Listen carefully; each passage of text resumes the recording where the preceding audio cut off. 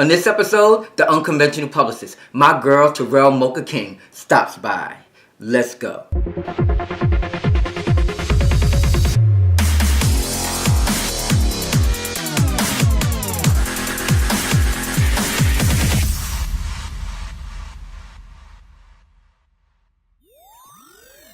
Hey MOCCA, hey, I love your cup. Let's toast to the What's brands you got? Brands. It's all about brands. That's right.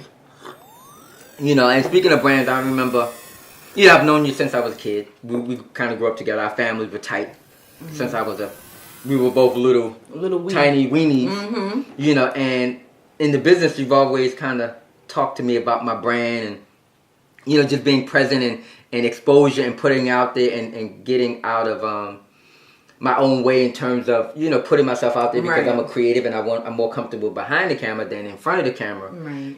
And that definitely kind of pushed me to kind of do this podcast. Well, I like talking to people, but I don't like being on camera. I like being behind camera. But it's definitely something that is different and something interesting. And, it's about being out of our comfort zone. So thank you for always pushing me out of my comfort zone, even though I'll be like, Mo be like, get on the red carpet, take pictures. I'll be like, no, I don't want a picture. I don't want... and walk the red carpet, buddy. I'd be like, no, I'm hyped, so it's like, and deep down inside, is that connected to worthiness? The fact that sometimes we don't feel worthy, maybe I didn't feel worthy of walking the red carpet, and you kind of, force me to get there, and it's kind of like we sometimes we have to, be uncomfortable in order to grow. That's true. And I know that, you wanted to write for Soul Kings, you worked in Soul Kings. Yeah. And you expressed that to me, and I was like, do it. And I know that you are writing an episode, and it's just kind of, how did that feel to be doing something that you wanted to do? Because to me, the hardest part is just to do it. Yeah. And once you're in it, it's kind of like, it's just like painting. I'm like, I can't paint. I did it, and then I grow. Yeah. And it's about fear and those boundaries and kind of breaking them. Mm-hmm. How does that feel that you now you're living in what you wanted to do?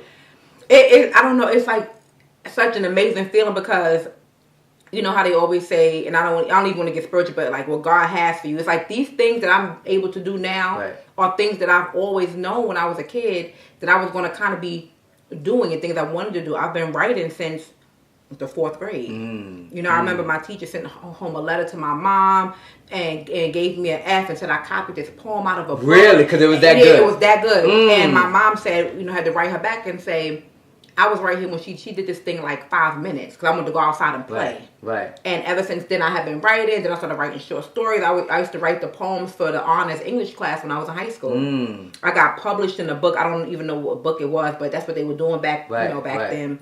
Way back then. I mean, you write press releases. I mean, you're always kind of writing. Yeah, and I like to write. But then, just like you said, how I kind of pushed you to do that. You've given me so many opportunities with things that I've always wanted to get at that I wouldn't think that I would be able to do, like, being on the sets and working and I'm there and I'm playing cool, but inside, like... but to me, you've always... That's why I've always known you can do it, because you've always done production. You just done them for your clients on the red carpet with events. It's all a production per se, so I think being able to manage a production is a skill that's transferable. It don't matter that you're doing it for a concert. Right. For Music Soul Child, you can do it on the set of Soul Kings. You know what I'm saying? It's the same, once you got that skill set, it can transfer to me. It can transfer in a lot of different areas. That's so true. So, that's a beautiful thing. It's such a beautiful thing. And I'm writing that first episode for season 2 of Soul Kings. And child, it's too much. I'm trying to write some stuff in there because I seen G with his shirt off on Instagram. So he gonna have his shirt off. He gonna have his shirt off in season 2, episode 1. Creep life. No. For real. I was like, wait a minute, let me rethink this. So, so I'm having fun with it. That's good. And it's kind of like, ultimately, isn't that why we do what we do? To make us happy, to have fun, and if there's not a level of joy in it, why do we do it? That's true. And I get so much joy giving other people joy and seeing people's reactions and stuff and how it makes them feel. That's like the bonus for me. Right. So I love that. So you marketing and PR. That's you're a guru in that space. But I think a lot of creatives they don't really understand like what exactly PR, mark. You know what I'm saying? It's kind of like it's these phrases that we use, but nobody really understands. I understand it just because I've been in it, but I think a lot of people don't really understand what exactly is it. What do you do? What's the end game? Why do we need marketing and PR? Like why? Right. A lot of people don't, and with the whole height of the whole thing with social media now, it made it more confusing. Right. Because people think they own their own marketing PR person. Yeah. Because they kind of got some of the tools that PR people used to only have. Yeah. Now they got a little bit of that access. Right. That traditionally you have to go to a marketing PR person to even talk to that media outlet. Yeah, they have the platform now. Like the platform is actually it being on social media and stuff, but there's so much more work that goes into behind public relations. Right. Yeah, than putting a post up or saying, I know somebody who work at one of the local stations or online radio stations and getting you. It's so much more that you have to put into that. Right. You have to do so much research. I mean, it's really tedious. You do a lot of not cold call. You do a lot of calling. You get the door closed in your face. A lot. You get a lot of no's. You get some yeses. You have to do a lot of pitching. You have to research market spaces and target the market and the audience for a particular client, because you can't sell one type of thing. You can't sell something that has to do with porn and booty models to Parenting Magazine. Hopefully not. So you have to be able to know the audience. Yeah, you have to know your audience and know how to pitch and know what's gonna be engaging to these media people to make them want to write for you. So in terms of that, the fact that marketing PR, like I know a lot of times it takes time. I know the frustration with clients is like, well, it's not popping. What's happening? Yeah. It's been 3 months, but it takes time to lay the groundwork, to reach out, to pitch. And I think a lot of times, we in this world of media gratification, if they don't see the results tomorrow, then you ain't doing shit. Right. That's the push and pull. They don't understand that a good PR campaign takes 4 to 6 months to even start seeing results. But people just so used to seeing something right away when they see it on Instagram or something, they don't know the work that went into that. They don't know, there was a process. Right. That took place before you got to see these things, and the process was hard and it was long and it was drawn out, and it took a lot of work, a lot of days, a lot of nights. Nobody sees any of these things. So does that mean that because I've talked to a lot of creators, filmmakers, actors about this space kind of changing, in terms of how people receive stuff, what we have to do in this new age. Is that media PR world changing as a result of that? Like in 6 months, that's when the campaign really pays off. But it's like, do we have 6 months, or will that person be irrelevant? You know what I'm saying? Like things are so fast. Does everything have to speed up? Yeah, and they think that, and when I say it takes 6 months, within that 6 months, you're still putting the people out there. So that exposure is still being exposed. Right. So you're not losing the actual 6 months. You're building it up. It's just like, you hear a song. You got to hear it a couple of times before it might catch on to you. Right. Everything takes a process. You might like it right away, and a lot of times you don't. It's things that that I have to take a while to get used to or seeing, and people don't know. Like when you're looking at commercials, you'll see something for a movie coming out in the summertime in January, because that's part of the campaign. Right. So now by the time this movie comes out, you've already been waiting for it. The anticipation is built up. Right. You want to go see it. That's all part of that PR campaign. That process. It's part of that process. But people don't want the process anymore. Yeah, and they don't know. To this magical place. Right, and they don't know they're living in the process. They think that you're already in the process. Right. Whether you know it or not. Whether you know it or not. And there's nothing you can do about it. You're in the process. Nothing you can do about it. So it's best to just embrace the process because you're in it. Yeah, you see 50 doing all this promo now for Dinner D's. He having all these events and they having these private screenings, which I went to the movie. It is off the chain. Really? It is off the chain. Everyone was asking me, "Where's Boogie? You didn't bring Boogie?" I'm telling you, I'm dead serious.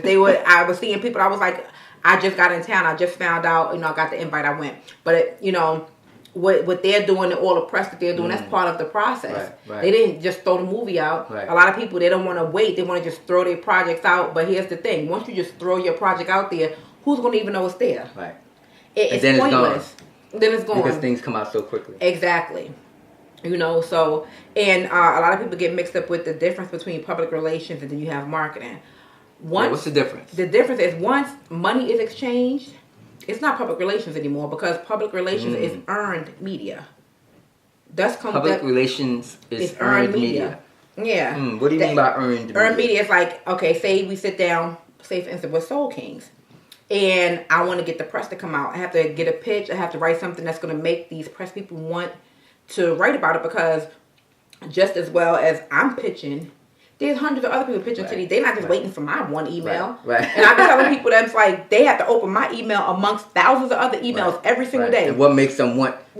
Exactly. And they might say, okay, yeah, we can write, or we're not writing about that in this issue. Right. You know, because a lot of people don't understand that even though we have relationships, these people, these contributors to these magazines and publications, they have to answer to other people. Right. And then sometimes they got 6 months lined up of what they already what the episode's about. So it's not always a no. Sometimes you just have to wait in line, wait your turn. Sometimes they're looking for this angle, and it's our job to know what those outlets are looking for at that time. Right. You know, and sometimes we got it, sometimes we don't. You know, but all of that stuff is hit and miss. Right. Now, and then you really can't control that part of the earned media. Right. Now, when you start talking about marketing, and which is also fine, if I had to pay for, say I paid for an ad to put something up on the billboard, I can control that ad. I can control what's said on that ad. I can control what's said in that article if I'm paying for it. Right. And money has been exchanged, so now it becomes marketing. It's not public relations anymore. And people get confused with that too. I've never seen it, you know, broken down so easily. Yeah. That's why you're here, MOCCA, just to help us creatives kind of figure out this world, because that's a part of the world we create, and now we want to get it out there. We want people to see it. So how do we market and promote it? And a lot of times we don't really understand that space as much because we, you know, it's changing so quickly. So what's your why? Like, why do you do this? Why PR? Why marketing? Why creatives? Does it go deep? That's where you was little on New Jersey Avenue in East New York. Yeah, in our little park over there. You know what I'm saying? Yes, it actually does. You know, because as you know, I grew up, you know, somewhere in a creative family. Very singers and musicians. I used to sing, and you know, a lot of people don't know that. I didn't know that either. Yeah, because it's in your blood. Mm-hmm. Your uncle's the singers, boy. Woo! The block party. Yeah, everybody in my everybody, the women, everybody sings. Yeah. So okay, so you creative. It came from your blood, just doing something creative. Mm-hmm. Yeah, it was in my blood, and when I went to college, I was always, we had, you know, the college paper. I would always get my friends to get us into the college papers. I would always throw the events. I didn't even know public relations was a thing at this point. Right. But then somebody said, you you like a publicist, and I'm like a publicist. What's you know, that? They started telling me, and I'm like, I had no idea that I had been doing this. Right. You know, and I remember my mom telling me one time when I was throwing all these parties and stuff, you need to do this for a living. You know. So then I was like, okay. Then when I went to work I was working for the government for a while, and I was doing all of that stuff. And I remember my chief told me, you know, my government name, but we're gonna still say MOCCA. She was like, MOCCA, you shouldn't be here. She always would tell me, you shouldn't be here. Alice, she would say, you shouldn't be here. You definitely should be doing something else. And they would tell me that all the time. And next thing you know, I kept praying, and child, I got laid off. Damn, okay. It's crazy what God will do to push you out of your comfort zone. To push you out your comfort zone and say, okay, you keep asking for this. Right. Here you go. I want to see if what you want to do with it. So I got laid, and I was already doing some PR. Right. I was already doing it, but I was doing it, and I still had my full-time job. Right. When I got laid off, I was like, okay, I'm going to do it full-time. So when they offered me my job back, my mom still doesn't even know this. I said no. Ooh. I didn't take it back, and they offered me a big raise. Oh, damn! Yeah, and I said, you know what? I've always known I wanted to work for myself as far back as I can remember. Right. Right. You know how creative people are. Right. You know, and people don't understand it's something that we have in us. Right. That we can't get. Like, it's gonna keep calling you. You could have went to that job in the government, and now you would have been working there in DC with this president. So you might have been like, "Oh hell no, I'm definitely getting the hell out of here." Man, so good thing you kind of came to this side. Yeah, and I had to. It was calling me. Like I dream about it. You know, I talk about it all the time, even when I'm with my friends. And I'm not their publicist. I'm like, you got a press kit. You know, it's like... You got a press kit? Yeah. Like, you should have, we should do an event. But it's just in you. It's in me, and I can't get rid of it. It keeps me up at night, you know. And I know you go through the same thing because you're creative, right. Waking up, and I got to write something down, you know, and like the shit just pouring, and it feels so good. It's so... I call it the gift and the curse, though. And it is. You know, sometimes it's good, and sometimes it's, sometimes you like, Yeah. Why do I have to be creative? Like, why can't I just just work at wherever and not have to want to do this creative thing? Because sometimes it's not easy. It's not, and it was never easy with family because, we are all conditioned, right? And they don't understand it. They don't understand it, and they don't see it as, my mom said, "You working today?" And it's kind of like I work every day. Yeah, that's the thing. I eat what I kill. Period. Mm-hmm. So and that's a mentality that a lot of people don't have. They don't really understand that space. Yeah, yeah. They don't understand that it will literally haunt me if I can't be creative. And we've seen those people on the train, riding and they're miserable, going to where they don't really want to go because they want to do something else. Yeah. And it's kind of like it's not a happy existence because it's like, how much time do we really have? Yeah. Life is short. Life is very short. Ultimately we want to be happy and we should be happy. Exactly. And not, have to adhere to what somebody else thinks we should be. Right. We should be true and authentic to who we are. Whatever that is. They say the extraordinary life is a personal thing. That's right. What's your extraordinary life isn't my extraordinary. Exactly. Some people is money and big houses and cars. Some other people is being free. It's so it's different for everyone. It's so different. I mean, and I was a six-figure chick. I was making money up there. And but because I make it my business to excel in everything that I do. Right. Even with this, I taught myself. When I knew this is what I was doing, I went to Barnes and Nobles. And I went and bought about 7-8 books on public relations, and I read them and I studied them, and I still do. I got one. I carry it around with me. So what is that? So that's something that's in you, kind of like people that are about the work and figuring out this is what I want to do, how to do it, and not just do it and say you're doing it. I'm a PR person, but no, you did the research. You say, okay, so if I'm going to do this, I'm going to do it. Right. What is that? That's different than what some other people might do in terms of saying they do something and not really doing the homework to be the best that they can be. Yeah. And I blame a lot of that on social media now because you can put any title you want on your page. Right. And a lot of that instantly you are that. Instantly you are that. But then when it comes to the follow through, you can't. And then it makes it hard for the people who know how to execute the follow through. Right. Because there's a lot of noise and a lot of distractions and just all of this. Lot. They got to muddle through all the other stuff to get to the cream of the crop or somebody that's really about it. Yeah. And it's hard and it's disappointing at times. It's the industry. I'm not even going to say just public relations. The industry as a whole can break your spirit. And on a personal level, it can break your heart. Right. You have to have thick skin, but you have to know how to repurpose that hurt and that disappointment and that pain, into fuel to do what you got to do. Right. And I had to learn how to do that because, I've been through almost about everything. Right. From people stealing my ideas to helping people who wouldn't even say thank you. You see them thanking everybody else, people I've connected them to, but won't tell.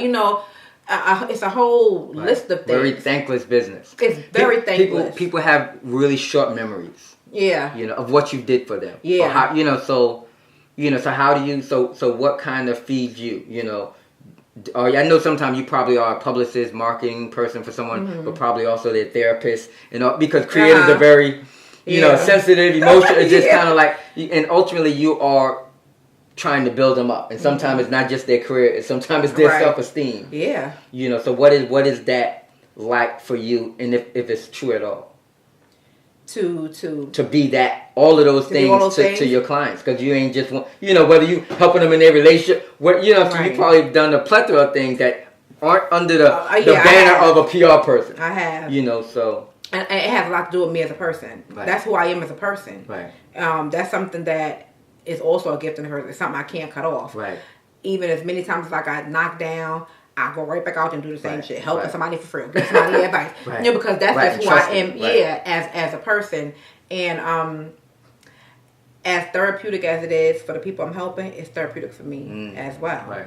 So when I'm helping somebody else and they're like, "Oh, MOCCA, thank you," that fills me up. Right. You know, Right. so that helps me because Right. I got a lot of issues and insecurities as much as everybody else, and people don't think that I have these things, but I do. Right.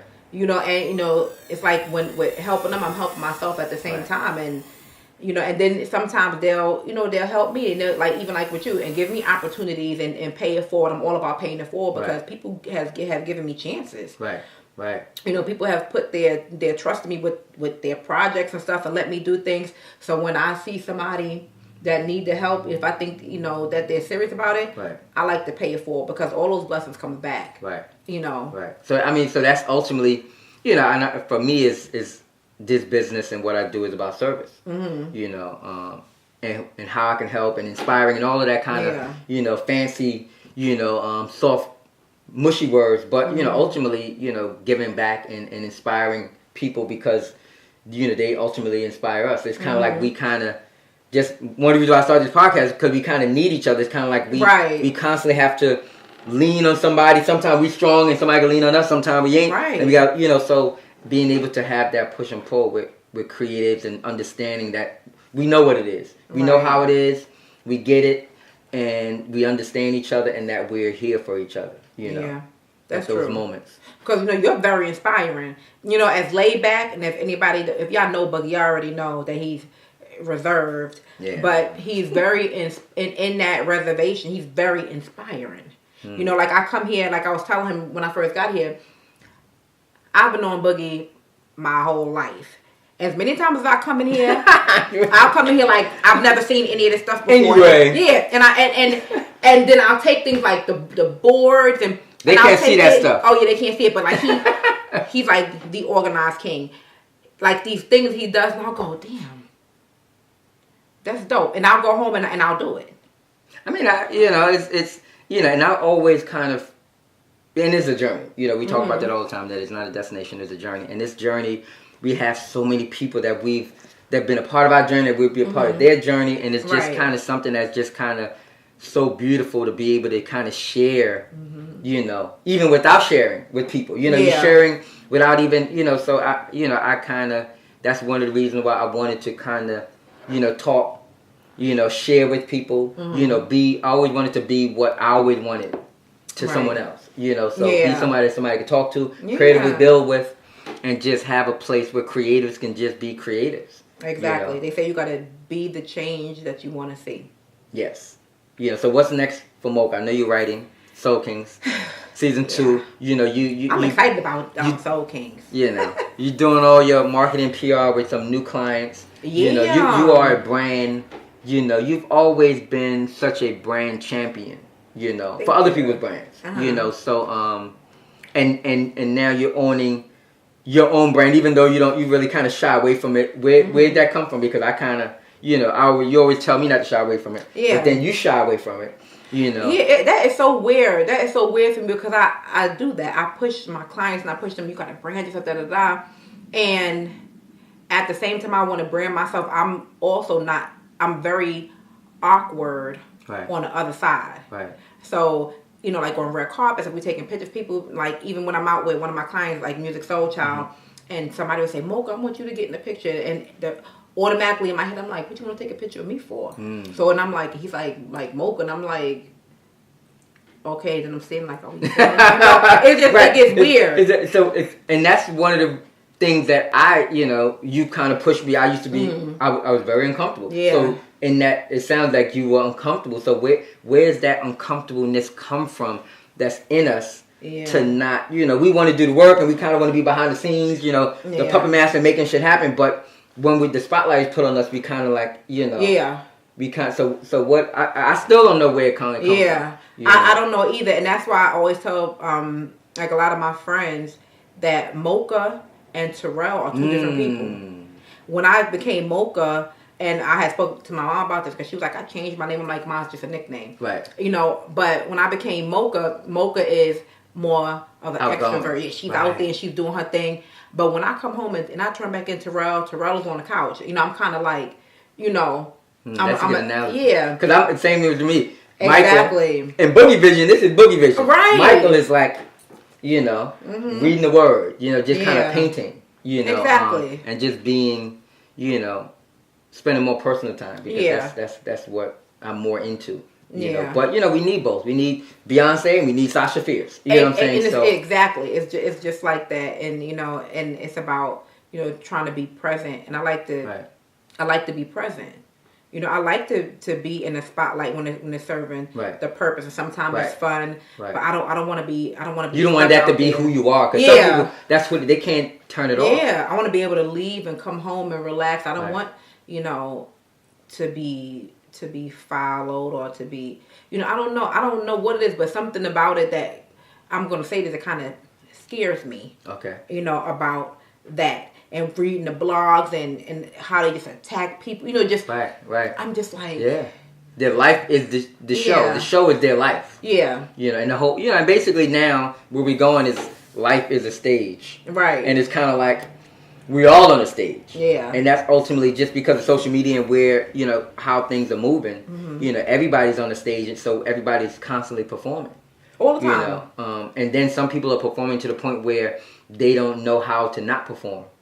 You know, so now they don't know how to be with themselves. Right. Which can be very scary. Yep. And I don't ever want to become that person.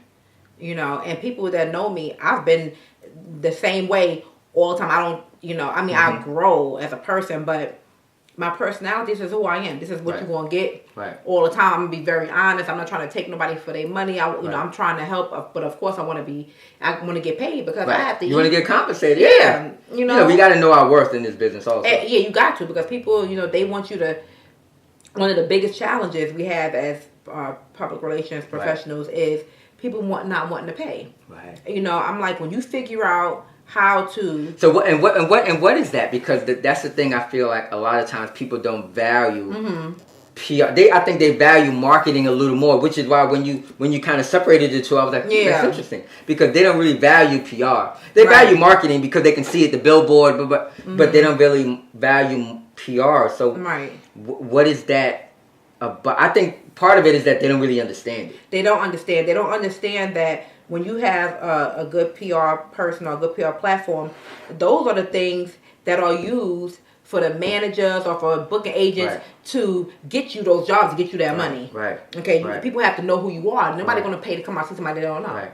Right. And all of that comes with that public relations and that marketing, you know. And then at the same time, we are the eyes, the ears, and the mouth. Right. Like when you see a big scandal happen, and somebody comes. I like that, the eyes, the ears, and the mouth. Yeah,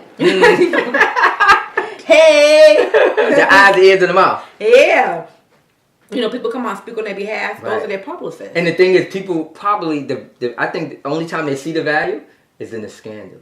Yep. When some drama happens, then they're publicist. You need a publicist to speak and say, what should we say? Yep. Right. That's when people see the value. But if there's not a crisis, then they don't see the value. They don't. You know, and it's very necessary. And I tell people, too, which is still kind of marketing, but it's public relations too. When you deal with places like McDonald's, everybody knows you got McDonald's at every continent, every country, every city. They still have commercials. Right. Right. Okay. You still going to see a McDonald's commercial if they still have to market themselves or do public relations. What make you think you don't? Who are you? That's right. Who are you? You ain't McDonald's. You ain't Starbucks. That's what I'm saying.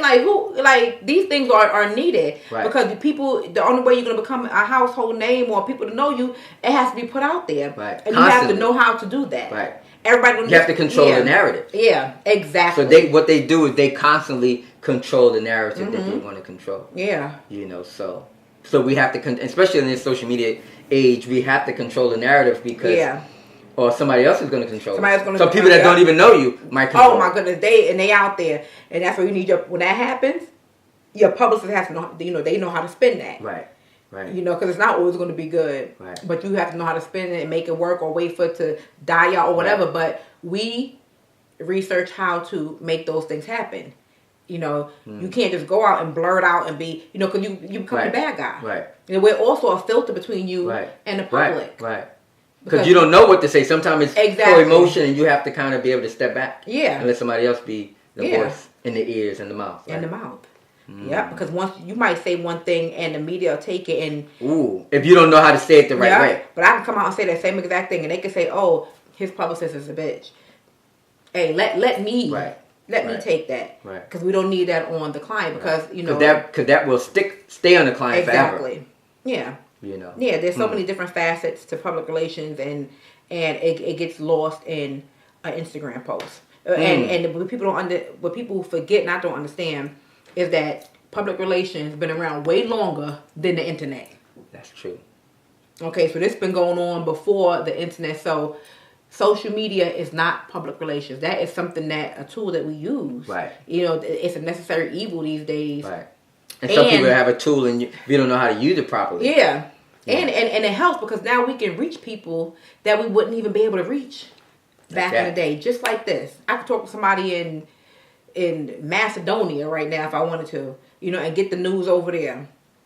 So, you know, it's necessary, but that's not all it is. There's a lot, that's a tiny piece of but there's also the skill set of how to manage once you got the information, how do you manage the information? Because that's the thing, I think, the fact that there's so much information out there, but there's a lot of people that don't know how to manage or control the information. So they put out you know what I'm saying? So they don't know how to filter that information and utilize it. You know, so I think, you know, PR people know how to receive that information and say, okay, this is a narrative that it should be. Yeah. Utilizing that information versus some people, they just kind of and they'll say the wrong shit and it's kind of you know, it comes out the wrong way or they give too much information, you know, so knowing, you know, how to use that tool. Yeah, exactly. And I tell people sometimes, they're like, oh, they didn't post this. There's a lot of the PR work goes on off social media. A lot of it, you see me post something, there's a whole other 45 things that had to be done besides that post. Right. So even if I don't post something, that event or something still is going to happen. The machine already kind of did what I have to send out emails, I got to send out the invites, I got to send out the pitches. That stuff is not on social media. Right. You know, I'm just letting you know that this is happening, and social media is my tool to pass that information on to the masses. Right. And it sounds like. And what it seems like now, there's two audiences. There's the masses, and then there's somewhat of industry people that you want to get eyeballs on stuff. Right. You know, and sometimes they're not on social media in that way. So you please in two audiences. You please in two audiences, and another big thing I notice is people look at numbers, which is good for the artists and stuff. Right. But I don't have to have 1 million followers. But I could have 10 very strong followers. If I have industry people, which I do, following me, they're not only liking pictures all the time, but they see it because they texting me or they in my emails. Right. People don't get to see that. Right. You know, so you think nobody paying attention. They're paying attention. Trust me. They're paying attention. Right. You know, so that's another thing. The numbers, you know, of course, everybody wants their numbers up. It's cool, and just because somebody not following you don't mean they're not watching either. We know that. We know that. Okay. Creep squad. On that note, let's toast some of this. To brands, to collaboration, to creatives. To creatives, yes. And championing the creative spirit. Yes.